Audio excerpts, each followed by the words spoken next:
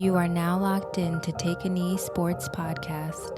Imagine Saturday mornings at the barbershop. The conversations that are had probably would leave memories in your head for the rest of your life. Here on Takeakneesports Podcast, I have a candid, open, barbershop style discussion. Just, discussing current and past events in the sports world, football, boxing, and basketball, sports that I love. Mostly facts. Some facts, I would say, a lot of opinion, but always keeping it real. On this week's episode of Takeakneesports Podcast, I'll talk about the NBA restart playoffs, Errol Spence and Danny Garcia fight, as well as the Rams training camp. We definitely have some position battles going on. All that and more on this week's episode of Takeakneesports Podcast. Yeah, let's go. Yeah. Ooh, that beat fire. That beat is fire. Yeah, that beat is fire. I made that myself, but it's cool. Yeah. So let's get straight into it. You feel me? This week, the NBA playoffs have started. NBA restart in the bubble has started, my guy. You feel me? So we got some games going on. We had the play-in game with the Blazers and the Grizzlies for the final spot, 8th seed in the NBA. And the Blazers took that thing. That boy Lillard, he nasty. He real nasty. I like Ja Morant. In the Grizzlies, you feel me? I felt like they had a pretty decent shot. You know what I'm saying? For him to be a rookie, they played a great season. He came in and was like, okay, I'm the man in Memphis. You feel me? Mike Conley, you're not here no more. You are with the Utah Jazz. So I'm going to go ahead and take over this whole ass position. I got a couple of people that you may not know, but I'm going to go ahead and ball out. But they ran into your boy Dame Lillard and CJ McCollum. Also Nurkic. I ain't gonna hold him out. Nurkic did his thug thizzle, even though, rest in peace to his grandma. She passed away from COVID-19. Unfortunately, as I talked about on my first episode, COVID-19 has definitely impacted sports. And this is one way that it has impacted sports, that players themselves, family members are dying from this rampant disease that is running through the whole world. But back to the NBA playoffs that we had against the Blazers and the Grizzlies. It finished out 126-122. Pretty high scoring game. And that's because of the fact people were balling the fuck out. Damian Lillard, he had buckets. He had 32 points and 10 assists. And the crazy thing about it is he had 32 points and 10 assists, and he wasn't even really the star of the game. Really, it was CJ McCollum who has finally fucking stepped up and been the man he's supposed to be. That boy CJ McCollum had 14 of his 29 points in the fourth quarter. You know what that means? That means he was putting in buckets. If you look at and watch the highlights, that boy CJ McCollum in the fourth quarter was like, you know what, Damon? I feel like you've been balling out, my guy, but give me the rock. I'm about to take this thing and I'm about to take us to the playoffs. I don't know if that's going to necessarily carry them through the playoffs, but 14 in the fourth, that's like LeBron James numbers right there. You feel me? So I'm going to go ahead and put these 14 in. I'm going to cross Ja Morant up, even though you definitely may be the rookie of the year this year, but I'm going to go ahead and cross your ass up and dot you up from 3. And then I'm going to put down, like I said, 14 points in the fourth quarter, my guy. Damian Lillard, I appreciate your 32, but me and Nurkic, we got this thing. Nurkic had a double-double. You feel me? He had 22 points, 21 ribs. He had 21 of the rebounds. Like, yeah, that definitely comes in clutch when you're talking about trying to get into that 8th seed of the playoff spot. He had 21 rebounds, a double-double, 20 and 20. That's not easy. Definitely not easy to do, but he did it on the strength of the fact that his grandma had passed away already. Before the game, he found out that his grandma had passed away. It's tough. all his teammates were talking about how the fact that he was feeling down all day, and they definitely tried to cheer him up about the fact that his grandma had passed away. But from what I was reading about, it seems like that after the game, he noted that even though his grandma had passed away, he felt like that she wanted him to play and made him play the hardest that he probably have played in a long time, because he definitely got injured last year, hurt his knee in a severe way in the fact that he couldn't finish out the season last year. So in the playoff run, even though they made it to the Western Conference Finals last year, he couldn't be there. He couldn't really be a part of the fact that they made it to that Western Conference Finals. So in a sense, Nurkic possibly could have been the nudge that pushed him over the edge last year to make it to the NBA Finals, even though they lost to the Golden State Warriors, who is probably irrelevant this year. They're definitely irrelevant, matter of fact, because of the fact that they don't have Draymond Green, he's out. Klay Thompson, he's out. Steph Curry, he's out. So I don't even think the Golden State Warriors even fucking made it to the bubble this year. To be honest with you, I think they might have been probably the worst team in the NBA, unfortunately, because of the injuries in which they have. But at the end of the day, McCollum said, listen, bruh, I'm going to go ahead and put us on our back. You've been putting us on your back this whole bubble, Damon. You've been putting this on your back this whole bubble. That boy Damian Lillard been wilding, and that's the reason why he was the bubble MVP. I don't even know if that's possible to be the MVP of the league and then be the bubble MVP. Like, how do you? But anyway, I guess they have two different MVPs this year. They have the regular season MVP, which they normally honor every year, and then they have the bubble MVP, which was Damian Lillard. I personally thought that Devin Booker should have won the bubble MVP because Devin Booker was wilding. When I say this man was wilding, he was wilding. The Suns came into the bubble needing to get into the playoffs, and they were behind about probably 3.5 games. And them boys went 8-0 in the bubble because of Devin Booker. Devin Booker was out here showing the fuck out. He was like, you know what? I'm trying to take my team to the promised land. You feel me?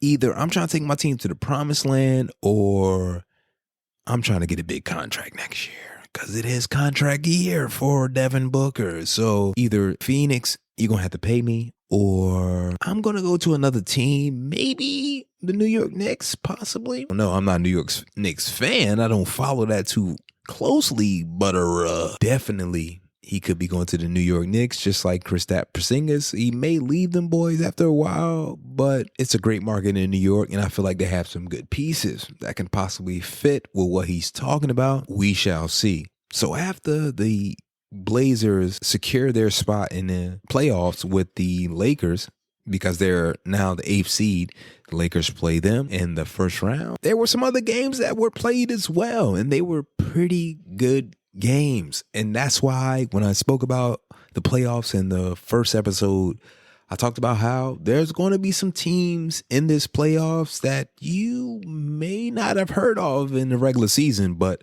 in this playoffs, they may fuck around and win the championship. Because when it comes to playoff basketball, number one, the court gets smaller. Number two, your superstars, they show out, but it's about team play and it's about defense. Because of the fact that you're playing the same team at a minimum 4 times in a row. So if you play the same team 4 times in a row, there's not too much you can change up from what they were doing in the first place. So one of the games that were played already in the first round of this new playoffs that we got going on this year was the Jazz and the Nuggets. They went into OT. And you know why they went into OT? Because you got 2 thirsty teams playing to get back to showing out for their franchise. Like, you have 2 teams, one being the Jazz, the Utah Jazz. You can take it back to Karl Malone and John Stockton days. They were a perennial playoff team before that duo dismantled. And after that duo dismantle, you probably haven't heard too much from the Jazz. But now that they have a couple of studs, they got a couple of studs over there in Utah, including Rudy Gobert, and you got my man Donovan Mitchell. Now, Donovan Mitchell is something special. Donovan Mitchell in this game, matter of fact, guess how many points he had? This man had 57 points in a loss. He had 57 points, bruh, and 9 rebounds and 7 assists. So he damn near had a triple-double in a loss. And that's with a hurt Rudy Gobert. Rudy Gobert last year was the defending Defensive Player of the Year. And this year, unfortunately, he has hurt his back a little bit. So he was a little tender coming back. And he probably wasn't the guy he should have been, but he was out there. So Donovan Mitchell had 57 points. And you know what that was overshadowed by? That was overshadowed by Jamal Murray, 36 points. Jamal Murray had 36 points, my guy. Jamal Murray was going the fuck off. And the crazy thing about it is, this was Jamal Murray's first game back. He hadn't played in the bubble.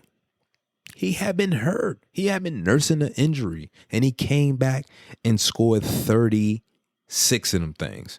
He scored 36 points and 9 assists. And then Jokic was like, I'm going to just be Jokic. You know what I'm saying? I'm not going to give you a triple-double, but I'm definitely going to give you 29 points and 10 assists and 9 rebounds. Like, that's fucking crazy. I'm going to give you almost this triple-double so you can go ahead and do your thing.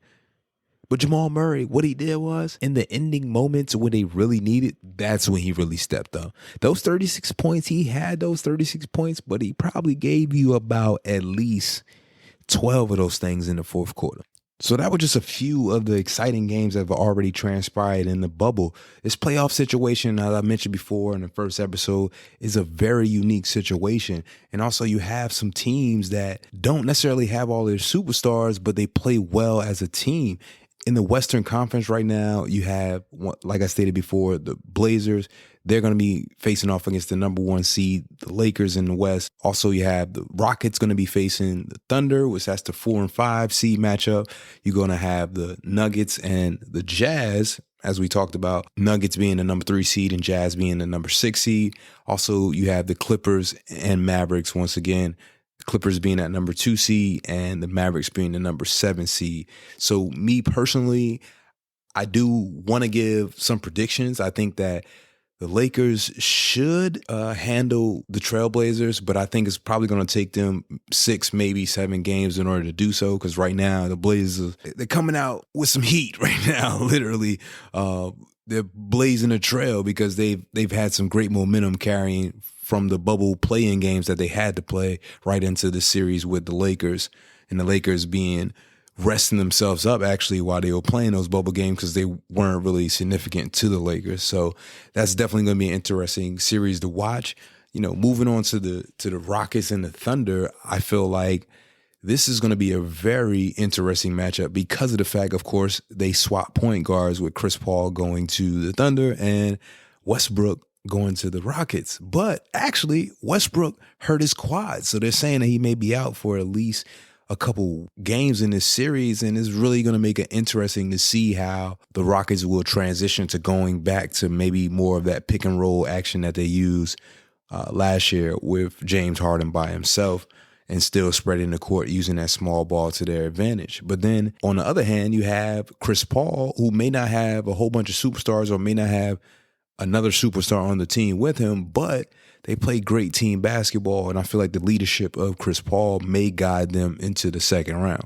We'll see how that turns out. Of course, we'll continue to talk about that in the following episodes, but it's just going to be interesting to watch the next series, which is the Nuggets and the Jazz. Now, as I was talking about before, these are 2 hungry teams that want to prove themselves, and they have 4 of some of the most dynamic young players in the league right now, being Donovan Mitchell and Rudy Gobert on the Jazz, and Djokovic and Jamal Murray, as I mentioned previously, for the Denver Nuggets. I feel like this may be one of those series that probably will go 7 games, being the fact that it's going to be a lot of back and forth. And it depends on who superstar really shows out that night, whether it be Jamal Murray or it be Donovan Mitchell, because he did score 57 points in the loss, but who's to say that 57 won't carry them to a win in the next game? So I'll definitely keep my eye out on that. And last but not least, the series between the Clippers and the Mavericks is definitely going to be an interesting one as well, because of course you have Luka Doncic, who is a superstar in his own right, but at the same time you have Kawhi Leonard and PG-13 that can definitely go off at any minute. So to see how these two teams match up and how they're going to be able to guard each other is definitely going to be a series to watch. I think that the Clippers should handle that in about 5 to 6 games, but you never know. If they have an off night, Luka may go off and show us that you don't necessarily need 2 superstars in order to win. Now, in the Eastern Conference, of course, you got the number 1 seed Bucks. They also had the best record in the NBA this year. They match up with the number 8 seed, which is the Magic. And the crazy thing about it, they have already played game 1, and the Bucks lost with Giannis playing. So I personally thought that this was going to be an easy 1, 2, 3, 4, get them out of here. But clearly, the Magic had other plans. Hopefully, this will wake up a sleeping giant, and then the Bucks can continue to complete that sweep and maybe beat them in 5 games. We shall see. Maybe the Magic will be able to steal another one. But of course, we're in the bubble. There's no like real home court advantage. So, they might be able to slide something else in there. Also, you got the number 2 Raptor seed playing the number 7 Brooklyn seed. I'm kind of excited for Brooklyn to be in this playoff atmosphere. So some of the younger guys, because they don't have KD, they don't have Kyrie Irving. So some of the younger guys can definitely get some of those reps like LeVert and be able to experience the playoffs. Right now, they're down 2-0. They've already played 2 games. The second game was definitely closer than the first one. The first one, Van Fleet, Kyle Lowry, and Siakam, they definitely put together a great game, and it wasn't even close in the first game. The first game was like 134 to 110. So the second game, they played that one already as well, and it was a pretty tight game. I thought Brooklyn may be able to pull it through. They were going back and forth and actually held the lead for a lot of the game.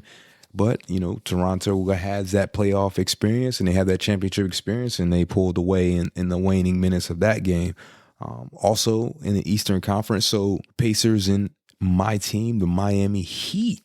I think this is going to be an interesting series, but I definitely think that my Heat should win that series in probably 4 to 5 games. Last but not least is the Celtics and the Sixers. Now, this is very interesting because Ben Simmons recently in the bubble got hurt once again. So a lot of pressure is going to be on Joel Embiid to show up.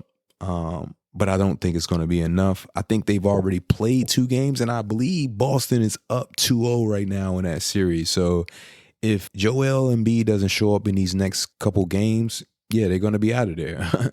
and that's a wrap, folks. So I think that also with the Raptors and the Nets, I think that that's going to be a sweep as well in 4 games. So we'll take a look at it and continue to follow it. And other than the NBA playoffs unfolding how it's going to unfold, I'm definitely looking forward to a match that's coming up that I think is going to be a very intriguing fight, and that's the Errol Spence and Danny Garcia. They finally were able to sign that contract. They're looking to fight November 21st. So this is going to be Errol Spence's first fight back since the almost life-altering crash that he experienced right after his fight with Sean Porter. And me personally, like I said, I watch a lot of boxing, and I think that Errol Spence has the potential to probably be one of the greats.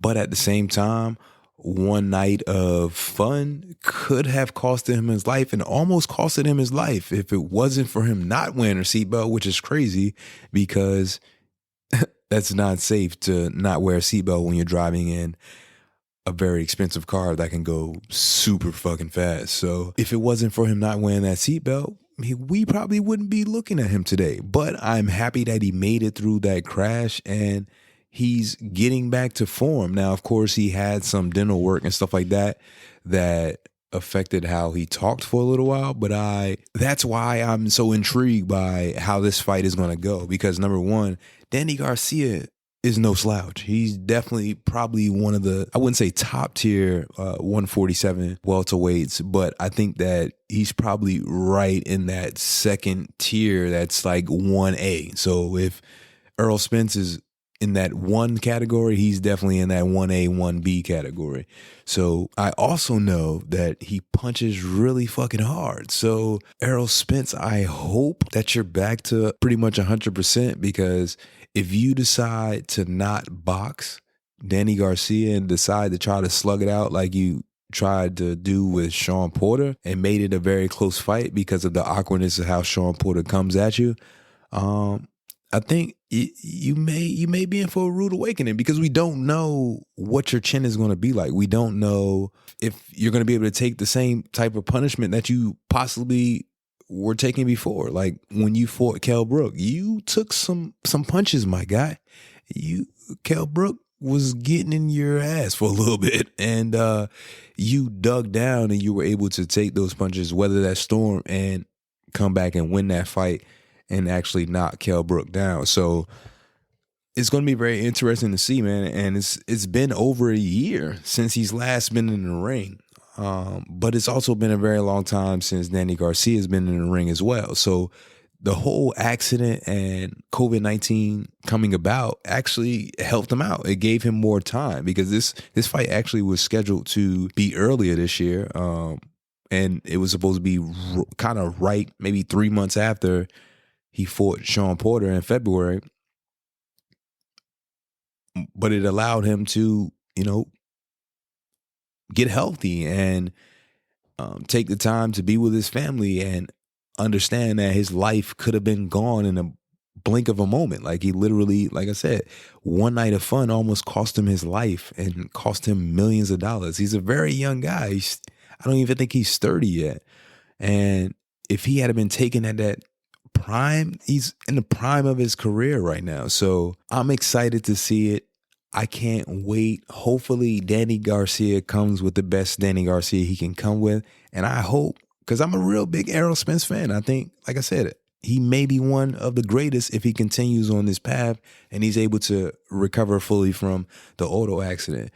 But if he decides not to box Danny Garcia, he may be in for a long night, because Danny Garcia will put those mittens on you and he might put you to sleep. But I think that Errol Spence's chin is strong enough, but hopefully the scarring that he received during the car accident doesn't affect his boxing skills, and he's able to beat Danny Garcia and move on to bigger and better fights, maybe like a Terrence Crawford fight. Even though I feel like Terrence Crawford may not be necessarily ready for him yet, I think that that's definitely something that down the line we definitely should see that fight.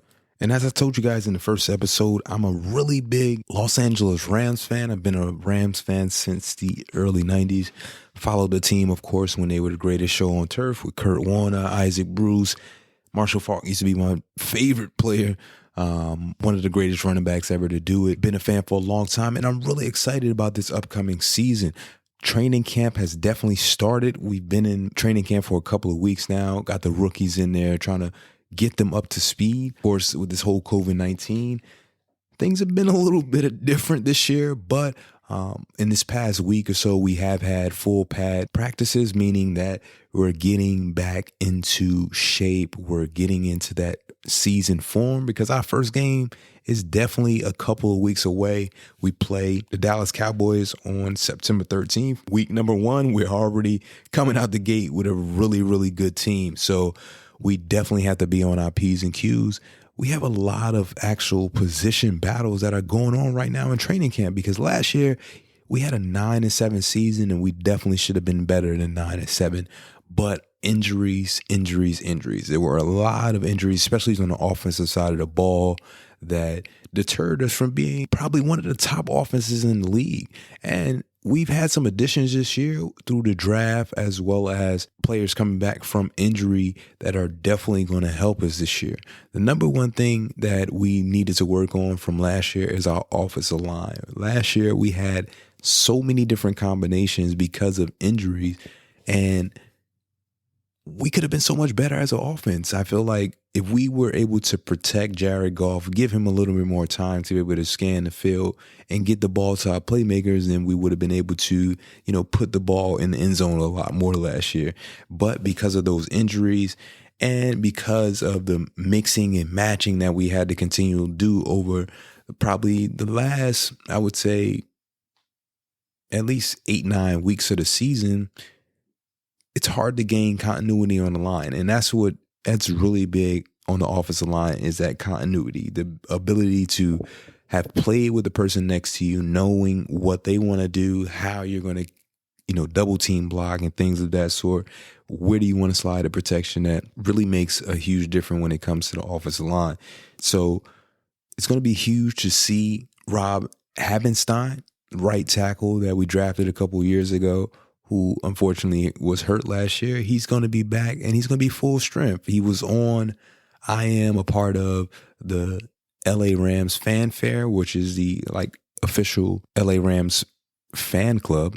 And they had a live the other day. They have reports every day from training camp that I get to exclusively watch, and I think it's pretty cool. And they also had a Skype call with him and a bunch of the O-linemen talking to actually Torrey Holt and another host at the time.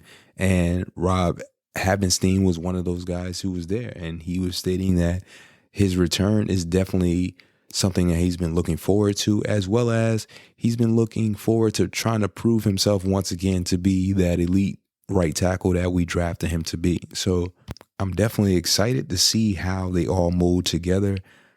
We also have, of course, some of the rookies that got time on the field last year and were able to start to, get those snaps that may be needed just in case, say, for instance, some of the starters go down this year. So they can step right in, and next man up mentality definitely is needed in this NFL, because injuries, they happen all the time. So if you have that guy who has had those, reps in a lot, one-on-one type of situation, it definitely helps in the long run, especially if you're trying to make it to the playoffs.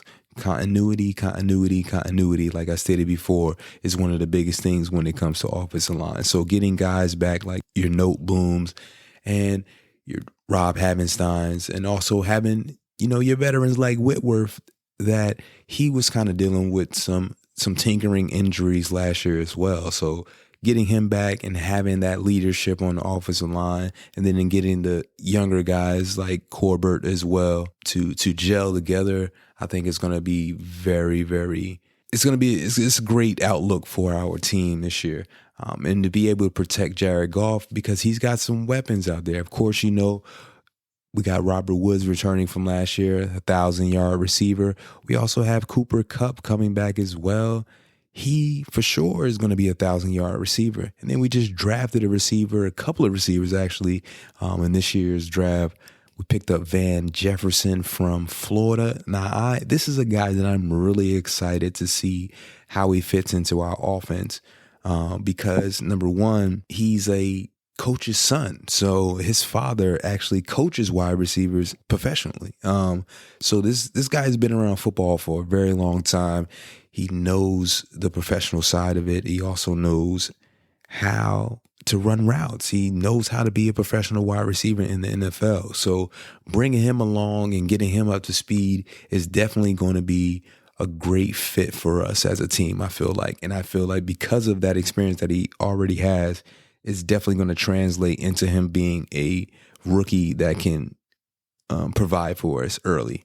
And with that being said, we also still don't forget about Josh Reynolds. Josh Reynolds has been with us for a few years now as well. And he too, I feel like, can be a contributor to this team. He had started to come into himself. What was that? The year before last, when Cooper Kupp was out with the ACL tear. I felt like Josh really stepped up. That was the year we went to the Super Bowl. Yeah, so that was 2 years ago when Josh Reynolds had to step in for Cooper Kupp. And I felt like he played a really big role, especially in the playoffs. Going to the Super Bowl, Josh played a big part and made big plays along that playoff run. So that's what I'm looking forward to. And that's the expectation I think that most Rams fans should have out there, is that we were just at the Super Bowl 2 years ago. And we damn near have the same squad. And actually, we have improved and have become healthier.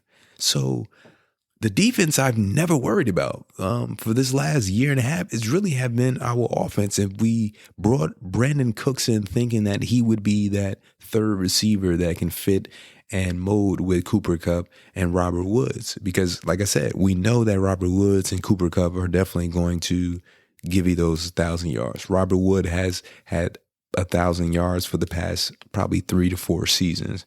And then Cooper Kupp, if it wasn't for the fact that he injured his knee in his rookie season, he probably would have had 1,000 yards that year because he had 1,000 yards that following season. So I am really excited about our offense. I feel like with the addition, we also picked up Cam Akers from Florida State, the running back, who's going to be in a pretty jam-packed backfield right now with the release of Todd Gurley going to the Atlanta Falcons. That is a really big hole that we need to fill. I'm not sure if Sean McVay is looking to, build by committee or if he's going to give bulk of the carries to one back like he did with TG. I feel like drafting Cam Akers, of course, it may take him a little bit of time to get up to speed, but we have other backs that have been in our system for a while. Number one is Malcolm Brown. Malcolm Brown has been with the Rams for at least 3 years, and he's been behind Ty Gurley and also gave us some unique minutes in these last couple of years. So he's shown flashes. He's scored touchdowns for us on the goal line as well. So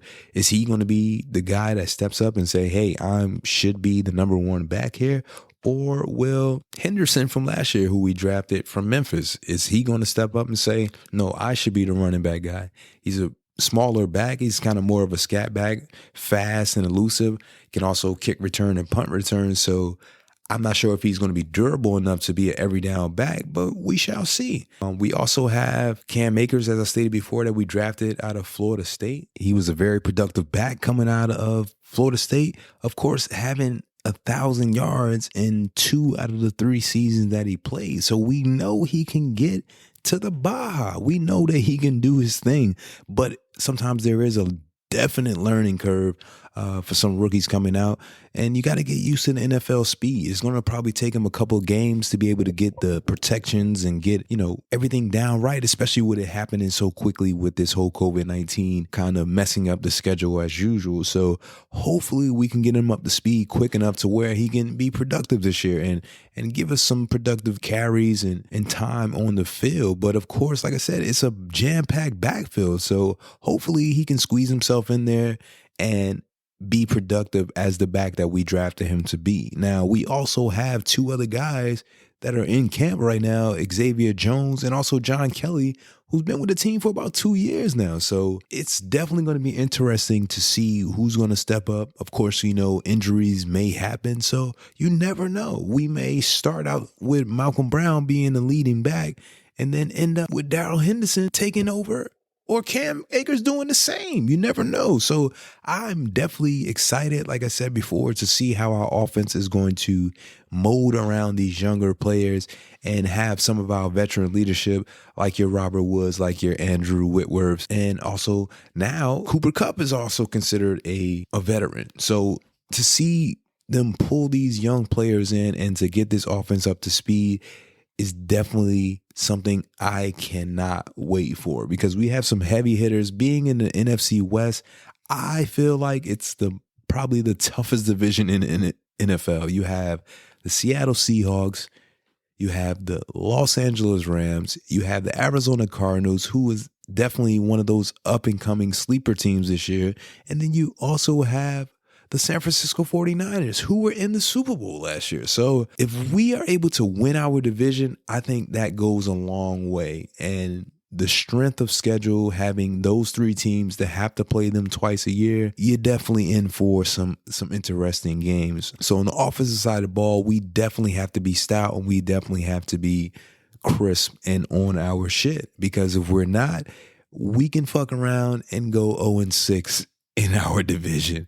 But I definitely doubt that that's going to happen, especially with the fact that we have some other weapons outside of the wide receiver game, including tight end Tyler Higbee, who started coming to his own last year, and especially in December when he really showed up and showed that he can be an elite tight end. You also have Gerald Everett. He's was our tight end last year as well, and he showed flashes of athleticism and great ball skills.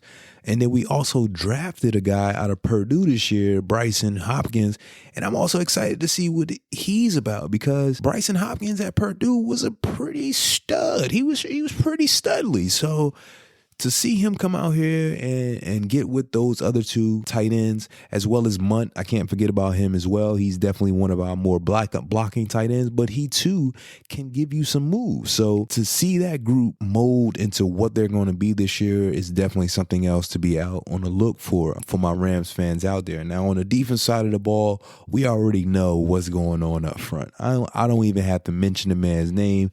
I'm going to just say 9-9, because you already know AD 9-9 is a problem. But we also added Leonard Floyd from Chicago, and I think that's going to be a really decent fit for us, because we already know Michael Brockers is going to be there as well. And hopefully, like I said, if we can keep this core of players healthy with Michael Brockers, Aaron Donald, Leonard Floyd, we also drafted a kid this year, Terrell Lewis, out of Alabama, and I feel like he can be a stud. But one of his biggest issues coming out of college was his health. So a couple of the years that he played there at Alabama, he wasn't at full strength, and he really only had like one full season to where you can see what he's about. So if he's able to stay healthy and, come along and be able to get up to speed when it comes to the plays and knowing where he's supposed to be and his assignments, I feel like he can be a great addition, especially being on the other side. Him on one side, outside linebacker, Leonard Floyd on the other side, Michael Brockers inside, also being backed up by Sebastian Day. And then you have Aaron Donald on one side. And it don't even matter who's the other person on the other side, because it's going to be chaos, and you're going to have to block. You're going to have to double team somebody. You can't double team three people. So you're going to have to make your decision. Do you want Aaron Donald to just wreck the game, or are you going to try to force somebody else to make a play? So along our defensive line, we really don't have too many position battles that's going on there. We're just really looking for some of our rookie players to, get up to speed quickly and be able to contribute immediately. Because, of course, with some of the health issues that we've had up front, is definitely, put more pressure on Aaron Donald to dominate or, take on 2 and 3 blockers at a time, and teams are able to focus more on him. So if we can have at least 1 or 2 other people in that linebacker to defensive end that can create some other type of disruption, and Dante Fowler last year was supposed to be that person that created that disruption for us, which he did in certain instances, but of course we weren't able to keep him. He too went on, and I believe he's signed with the Atlanta Falcons as well. So if we can get somebody like that, gentlemen, which, like I said, Terrell Lewis could possibly be that guy, Leonard Floyd can possibly be that guy. We also drafted 00 last year, number 45. I don't want to mess his name up, so I'll just call him 00. But we also drafted him last year, and he showed flashes on special teams as well as in some plays where he got in on defense. He showed some flashes to possibly be a potential player that can make a difference. So if we can just find that second guy on the on the defensive line to help out Aaron Donald to take on some of those double team responsibilities and make some plays down there, I feel like our front seven should definitely be stout enough.